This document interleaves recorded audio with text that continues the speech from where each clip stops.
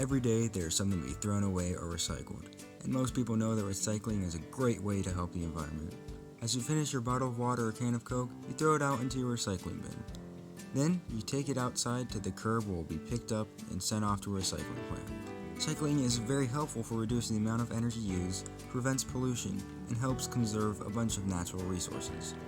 People will feel really good about themselves after recycling, yet according to National Geographic, approximately 90% of plastic doesn't actually get recycled. So if you were to recycle 10 bottles, 9 of them would end up in a landfill, leaving only 1 to get properly recycled.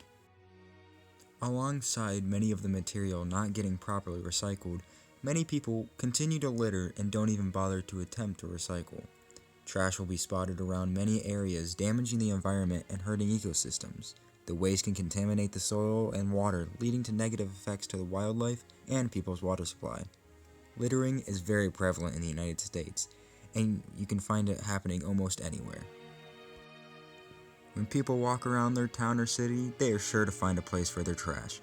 However, even with many accessible trash cans and recycling bins scattered all around, people don't even attempt to help the environment by recycling.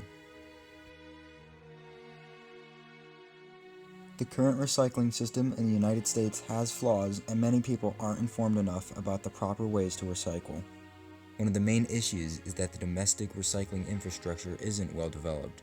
The Columbian Climate School states that for decades, China has handled the recycling of almost half of the world's discarded materials, and the United States has heavily relied on China taking in the waste. Because of the reliance on China, there hasn't really been much need to improve our recycling plants and waste management facilities. In 2016, the US exported 16 million tons of plastic, paper, and metal to China, but in 2018, China enacted the National Sword Policy where they stopped accepting outside waste from different countries. The US was forced to either look for other countries to accept the waste or begin improving the recycling infrastructure. However, when you look at data on the United States federal spending in 2021, you see that only 1% of the total budget goes towards the environment. However, the federal government itself won't be the most effective at actually taking care of recycling. The local governments are going to be the main foundation and are going to be the best at communicating with the people on how to recycle. And I think that that's where the money needs to be filtered down to, because I think the local governments know best how to market and to educate, really, it comes down to education, their residents about recycling.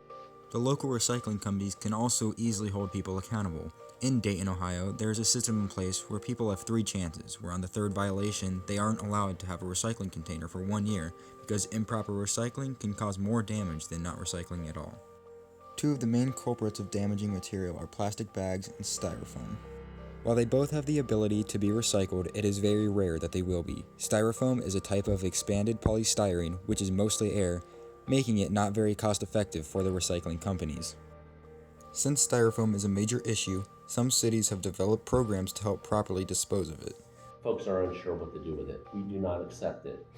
So we partner with Montgomery County Solid Waste District to have styrofoam events where we have a centralized location. For example, I think it's July 16th this year at the University of Dayton arena in the parking lot. We'll have 2 semis and folks can drop that styrofoam off. The effort to help the public dispose of styrofoam properly has greatly helped some of the issues in recycling, but programs similar to the one in Dayton are rare to come by. Moving on to plastic bags, the main issues is that they're very flimsy and low quality plastic. It is very important to know how to properly dispose of plastic bags because of how dangerous they can be. They are one of the most common forms of pollution found in the environment. The Center of Biological Diversity said that 1.9 million grocery bags or other plastic bags were collected in the 2018 International Coastal Cleanup.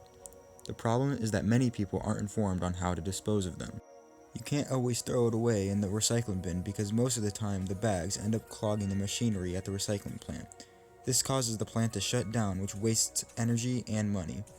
Many stores have ways for you to drop off your bags so that you can reuse them.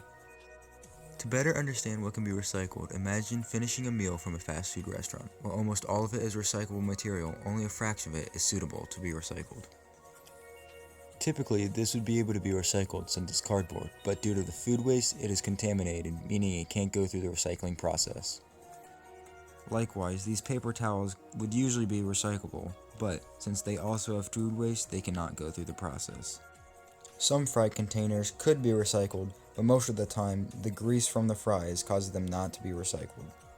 However, the main bag doesn't have as much contamination as the other products, so it can be recycled. The cups, on the other hand, are a bit harder to find out what can be recycled, so it's easier to break it down. You have the main cup, the lid, and the straw. All made from recycled material, only the cup can easily be recycled. The cup isn't contaminated and is made out of paper-based material. The lid, however, is a type 6 plastic, meaning it isn't accepted in most plants and isn't wanted in many markets. The straw is often too small for a recycling plant to process it.